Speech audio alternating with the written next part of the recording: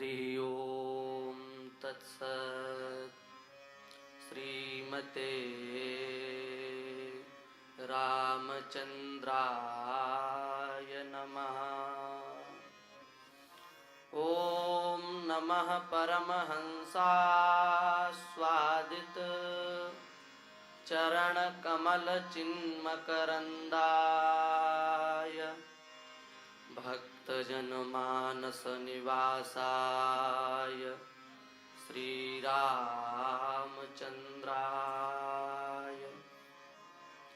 वाञ्छाकल्पतरुभ्यश्च कृपा सिन्धुभ्य एव च पतितानां पावनेभ्यो श्रीवैष्णवेभ्यो नमो नमः। नमोस्तु विद्वत्कुलशेखरेभ्यः, नमोस्तु वः शास्त्रविदाम्बरेभ्यः, नमोस्तु नित्यं नितरां समेषां, नमोस्तु नित्यं धृतगौरवेभ्यः। पुरस्थाः सन्मुखस्थाश्च अध्ययोध्यं विराजिताः, वैष्णव्यश्चात्र नितरां राजन्तेऽत्र मनोहराः। हरिशरणं मान्याः मदान्याः सुरभारती सुरभितान्तःकरणाः संतो महांतो विद्वांसो धिकतया तथ्याः विदितवेदितव्याः इत्थं भूताः। यैहि बाल्यात् प्रभृति सुस्निग्धोऽयम् अयं रामसनेहि दासः इत्थं भूताः। येषां नवनवस्पन्दिनी नूतना चेतना शास्त्रस्यानन्तर्व्योम निरर्गलं प्रधावति इत्थं भूताः। पदवाक्य प्रमाण पारावार पारिणाः जगद्गुरुवर्याः पूज्याः मान्याः मदान्याः श्रीमरूपपीठाधीश्वर महारायाः अथ च अत्र ये उपस्थिताः सन्मुखे विराजमानाः सन्ति वैष्णवाः वैष्णव्याश्च सर्वान् अहं मुहुर्मुहुर् प्रणम्य किंचित् वच्मि साम्प्रतं तत्र भवन्तो भवन्तः श्रीमन्तः शृण्वन्तु।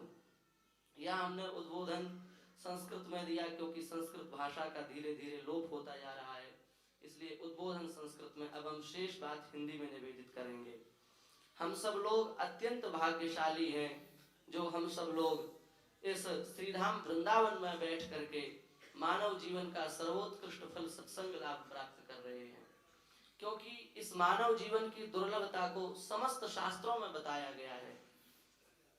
यह मानव जीवन अत्यंत दुर्लभ है। श्री गोस्वामी तुलसीदास जी महाराज भी कह रहे हैं, बड़े भाग मानुष तन पावा, बड़े भाग मानुष तन पावा, सुर दुर्लभ सद्ग्रंथ गावा, सुर दुर्लभ सद्ग्रंथ ही गावा। कबहु करी करुणा नर देहि, कबहु करी करुणा नर देहि, देत ईश बिनु हेतु सनेहि, देत ईश वेनु हेतु सनेहि। भगवान अहेतु की कृपा करके जीव को मानव जीवन प्रदान करते हैं।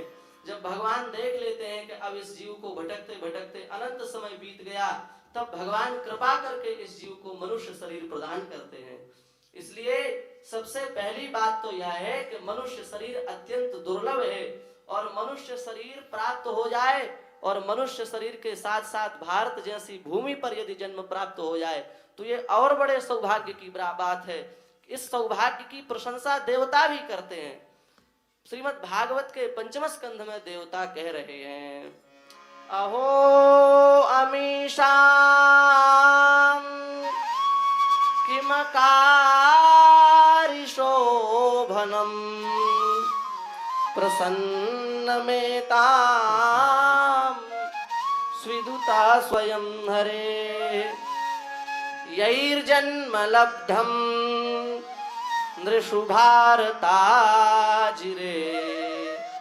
मुकुंद सेवौ पैकं स्पृहायिना। तो यह भारतवर्ष की महिमा है कि देवता लोग भी कह रहे हैं कि इन मानवों ने ऐसा कौन सा पुण्य कर्म किया है अपने जीवन में जो इन्हें भारतवर्ष की धराधाम पर जन्म प्राप्त हुआ। और सबसे बड़े सौभाग्य की बात यह है कि हम लोग श्रीधाम वृंदावन में बैठ करके सत्संग श्रवण कर रहे हैं। श्रीधाम वृंदावन जो है वो स्कंद पुराणोक्त भागवत महात्म्य के अनुसार फल भूमि है। फल भूमि श्री वृंदावन धाम है और फल भूमि श्रीधाम वृंदावन में बैठ करके हम लोग फल रूपी श्रीमद् भागवत की कथा का श्रवण कर रहे हैं। यह सबसे बड़े सौभाग्य की बात है, क्योंकि भक्तमाल में श्री नाभादास जी महाराज ने श्रीमद् भागवत को फल रूपी कहा है। साधन साध्य 17 पुराण फल रूपी श्री भागवत। यह जो श्रीमद् भागवत है ये सबका फल है। इसलिए अब अधिक कुछ ना कह करके हम यही कहेंगे कि हम लोग इसी प्रकार से श्रीधाम वृंदावन में बैठ करके श्रीमद् भागवत की कथा का श्रवण करें, क्योंकि यह जो श्रीधाम वृंदावन है यह भगवान के प्रेम को प्रदान करने वाली भूमि है। यह श्रीधाम वृंदावन में हम सब लोग बैठे हैं तो हम लोग भगवत प्रेम के पथ पर अग्रसर हो रहे हैं। हमारे श्री वृंदावन के जो रसिकाचार्य हैं वे कह रहे हैं, और कोई चाहे समझे न समझे हमको इतनी समझ भली, ठाकुर नंद किशोर हमारे ठकुरा इन वृषभानुलली। यह जो वृंदावन का भाव है यह इस भूमि पर बैठ करके ही प्राप्त हो सकता है। निष्कामता को, निष्काम प्रेम को यदि प्राप्त करना है तो उसका केवल एकमात्र उपाय है, श्री वृंदावन के रज का आश्रय लो। वृंदावन की रज का आश्रय लेने से निष्काम प्रेम की प्राप्ति होती है। जो निष्काम प्रेम हमारे आचार्य चरणों ने जिस निष्काम प्रेम का निरूपण किया है उस निष्काम प्रेम की प्राप्ति श्री वृंदावन धाम का आश्रय लेने से प्राप्त हो जाती है। इसलिए जो हमारे रसिकाचार्यों का निष्काम है, जैसे श्री वृत्रासुर महाराज ने अपनी स्तुति में कहा है, ममोत्तम श्लोक जनेषु सख्यम संसार चक्रे भ्रमता स्वकर्मभिः त्वन्माययात्मात्मजदारगे श्वासक्त चित्तस्य न नाथ भूयात्। हे भगवान, हमारा प्रेम शरीर संसार में आसक्त चित्त पुरुषों से न हो, हमारा प्रेम तो आपका संग करने वाले किसी संत से हो, किसी भगवत रसिक से हो, किसी प्रेमी महापुरुष से हो। क्यों? क्योंकि हम उन संतों की चरण रज का आश्रय लेकर के इस भवसागर से अनायास ही पार हो जाएंगे। तो कहने का तात्पर्य यह है कि संतों की शास्त्रों में बड़ी महिमा है। भगवान के भक्त भगवान से भी अधिक संतों को मानते हैं, उन्हें मान्यता देते हैं। राम ते अधिक राम कर दासा, भगवान से भी अधिक महत्ता संत भगवान के भक्तों को देते हैं। और हमारा तो निवेदन ही यही है। प्राचीन भारत का इतिहास उठा करके यदि हम देखेंगे तो सतयुग में, त्रेता में, द्वापर में और इस घोर कलिकाल में भी जब तक राज्य सत्ता के ऊपर संत सत्ता थी तब तक इस राष्ट्र को सोने की चिड़िया कहा जाता था। और अब वर्तमान समय में संत सत्ता का सम्मान हम लोगों ने कम कर दिया, संत सत्ता का अपमान जब से हमने प्रारंभ किया तो वर्तमान भारत की भी हम दशा को देख सकते हैं। वो हमसे छुपी हुई नहीं है, वह हमसे दूर नहीं है। भगवान श्री राम चक्रवर्ती सम्राट हैं, श्री दशरथ जी महाराज चक्रवर्ती सम्राट हैं, पर वशिष्ठ जी उनसे ऊपर हैं, उनसे नीचे नहीं है। उनके अनुशासन में रह करके, उनकी आज्ञा का पालन करके, उनके कहे हुए वचनों के अनुसार वो राज्य का संचालन करते हैं। इसलिए दशरथ धन सुनी धनद लजाई, इतनी विशाल संपत्ति श्री दशरथ जी महाराज के पास में है। तो प्राचीन भारत में, सतयुग में, त्रेता में, द्वापर में, कलयुग में चंद्रगुप्त मौर्य के पास कितनी संपत्ति थी, क्योंकि वे भी संतों के मार्गदर्शन में राज्य का संचालन करते थे। इसलिए वर्तमान काल में भी यदि हमें भारत को पुनः राष्ट्र के पथ पर प्रशस्त करना है, उन्नति के मार्ग पर प्रशस्त करना है, तो हमें संतों का सम्मान दोबारा प्रारंभ करना पड़ेगा, संतों को मान्यता देनी पड़ेगी। और संत सत्ता जैसी कहेगी, उसके कहे हुए वाक्यों के अनुसार यदि हम राज्य का संचालन करेंगे तो निश्चित ही हमारा राष्ट्र उन्नति के पथ पर पुनः अग्रसर होगा। अब अधिक समय न लेते हुए हम महाराज जी के चरणों में, अच्छा हाँ, महाराज जी ने दूसरा निवेदन ये किया, प्रार्थना की महाराज जी के चरणों में हमने कि ये जो विद्यार्थी हैं, ये सब विद्यार्थी वेद पढ़ते हैं और व्याकरण पढ़ते हैं, ज्योतिष पढ़ते हैं। इनका विषय जो है वो 5 वर्ष का बनाया गया है और 5 वर्ष में इनको जैसे व्याकरण है तो व्याकरण में श्री लघु सिद्धांत कौमुदी और संपूर्ण वैयाकरण सिद्धांत कौमुदी के 4 खंड ये संपन्न कराए जाते हैं व्याकरण में। और ज्योतिष में गणित, फलित और जो होरा इत्यादि का विवेचन है, फलादेश का जो विवेचन है वो इनको ज्योतिष में कराया जाता है। और कर्मकांड में जैसे ग्रह शांति पद्धति है, रुद्र है, दुर्गा सप्तशती है, इनका भी इनको, और सबसे अंतिम में श्रीमद् वाल्मीकि रामायण, श्रीमद् भगवत गीता और श्रीमद् भागवत महापुराण, इनके अनेकों श्लोक और उनकी व्याख्या कथानक भाग के अनुसार तैयार कराई जाती है। और त्रिकाल संध्या, ये तीनों कालों की संध्या करते हैं ये सब ब्राह्मण। 4 बजे इनका उठना है, उठते ही सबसे पहले ये सभी रुद्राभिषेक करते हैं। शंकर जी का नित्य प्रति नियम से अभिषेक होता है और अभिषेक के साथ ही इनकी दिनचर्या प्रारंभ हो जाती है। और इस प्रकार से ये सभी अध्ययनरत हैं, आपकी कृपा के पात्र हैं और आपकी कृपा चाहते हैं, इसलिए यहाँ पर आए हैं।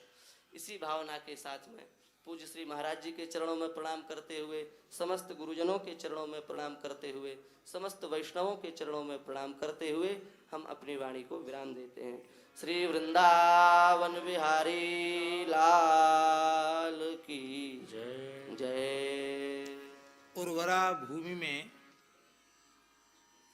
जब बीज का वपन किया जाता है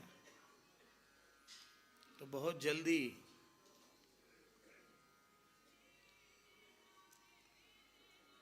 उसका विकास होता है। हमें बड़ी प्रसन्नता है कि हमारे अत्यंत प्रिय पंडित राम स्नेही मिश्र हमारे ठाकुर जी के ही चरणाश्रित हैं और इनके पिताजी, इनकी माताजी बहुत संस्कार संपन्न ब्राह्मण हैं।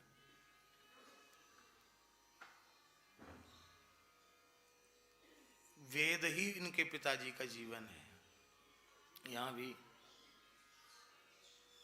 आते हैं ना अभी वेद पढ़ाने, यहाँ भी वेद पढ़ाने नित्य आते हैं।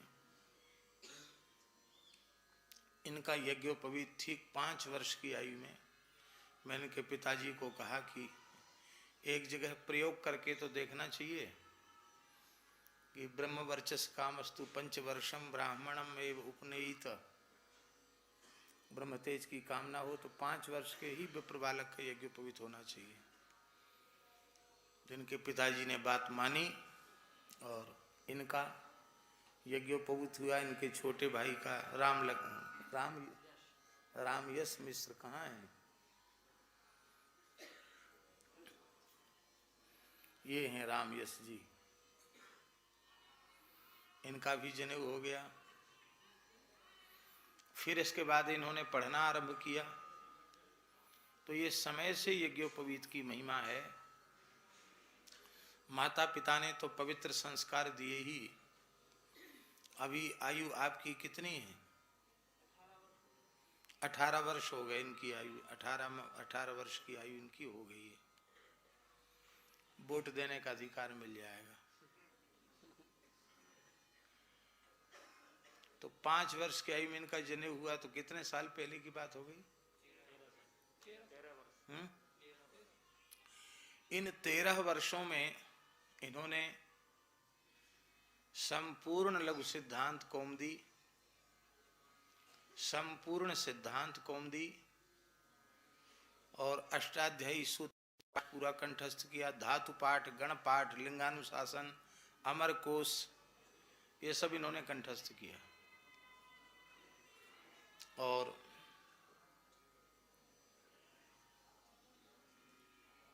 थोड़ा थोड़ा छंद शास्त्र भी पढ़ा,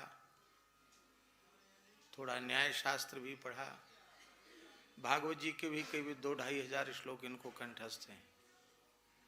और हमें सबसे बड़ी प्रसन्नता इस बात की है कि इन्होंने इतने अच्छे विद्यार्थियों को तैयार कर दिया और सबके मस्तक पर ऊर्ध्वपुंड है, सब सुंदर वेशभूषा में। तो इतने जल्दी इतना बढ़िया काम अपने घर में करके दिखाया, इसके लिए खूब खूब आशीर्वाद है। और जैसी तैयारी इनकी है ऐसी ही इनके छोटे अनुज की भी तैयारी है, इनकी भी ऐसी ही तैयारी है। और अभी तो इनको बहुत पढ़ना भी है और आगे तक पढ़ाना भी है। यहाँ मलुकदास जी का चरित्र रासलीला में दिखाया गया था। तो बालक मलुक किसको बनाया जाए, इनको बनाया गया था। तब जनेऊ हो गया था, नहीं हुआ था? नहीं हुआ था जनेऊ। तब तो शायद 4 साल के थे ये, 4 साल के थे तब इनको मलुकदास जी का अभिनय कराया गया। इतना अच्छा पाठ दिया इन्होंने, कक्का कृष्ण मुरारी सकल घट व्यापे जोई करे करावे आप, और दूजा नहीं कोई काटे संकट काट के, दास के करुणा में भगवान, काम क्रोध मत लोभ में बूढ़े स्वाभिमान, केवल राम भजो रे भाई। उस समय भी इनकी स्मृति बहुत अच्छी थी, इतना याद करके बढ़िया इन्होंने अभिनय किया था। संतों की, मलुकदास जी की कृपा है। विद्या तभी सफल है जब उससे अहंकार उत्पन्न न हो। विद्या ददाति विनयम, विद्या से विनयशीलता हमारी बढ़नी चाहिए, विनयशीलता हमारे में बनी रहे। पूज्य पंडित श्री गिरिराज जी गुरु जी अच्छे विद्वान वृंदावन के, पर कितने विनम्र हैं। पूज्य मिश्र जी गुरु जी कितने बड़े विद्वान, कितने विनम्र हैं। और जिन गुरुदेव का हम लोग उत्सव मना रहे हैं उनका तो क्या कहना, अगाध ज्ञान था, लेकिन उनके स्वरूप को देखकर कोई यही नहीं कह सकता था कि ये पढ़े लिखे विद्वान हैं। दैन्य की पराकाष्ठा उनमें विद्यमान थी। तो ये भी बड़ी प्रसन्नता की बात है कि इनमें खूब विनम्रता भी है। बस यही विनम्रता इनमें बनी रहे और बढ़े, वृद्धि को प्राप्त हो। गौ और ब्राह्मण के हित से संपूर्ण राष्ट्र का, संपूर्ण जगत का हित होगा। इनके हित से सबका हित हो जाएगा। तो गौवंश और ब्राह्मण, इन दोनों के पोषण में, दोनों की सेवा में, दोनों के संरक्षण में सभी आस्तिक जनों को अपना समर्पित प्रयास करना चाहिए। गोवंश की सुरक्षा से ब्राह्मणत्व की सुरक्षा होगी और ब्राह्मणत्व की सुरक्षा से गोवंश की सुरक्षा होगी। परस्पर एक दूसरे के पूरक हैं। कितनी देर बैठेंगे आप लोग? बैठेंगे? ठीक है।